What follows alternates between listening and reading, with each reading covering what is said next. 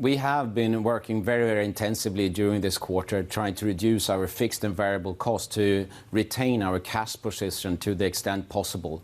And I'm pleased to report that we ended the quarter with a cash position of 4.2 billion, and then in the month of May we were able also to draw on a state-backed credit guarantee, revolving credit facility of 3.3 billion. So we have good cash position, but we cannot just build debt. We also need to rebuild our balance sheet, and we need to restate our equity. And in order to do that, we also need help from our main shareholders.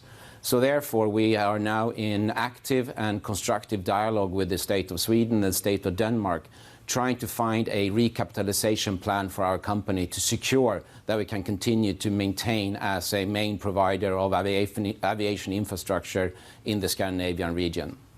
All of these discussions are not yet completed, but the ambition we have is to be able to, in a transparent way, describe a recapitalization plan during the month of June. Can I just pick up on a story that has been circulating? That's around Lufthansa and pushing back against it's a bailout that's been proposed because it doesn't want to give up landing slots, and that's been one of the trade-offs that Brussels has suggested. What do you think we're going to see in the next weeks and months around those landing slots? They're clearly hard fought because many airlines were expanding. Will you be going after some, or do you think it's right for airlines to be pulling back on some of that capacity at this stage? It's a very difficult question to answer, and I don't really have full insights to what's going on in that dialogue. But it's pretty clear for sure that that Lufthansa is a major infrastructure provider for Germany and for other parts of Europe. So they have a significant need for support to take them through this crisis. And if that will mean that they need to rethink some of the landing rights at Frankfurt and Munich, time will tell.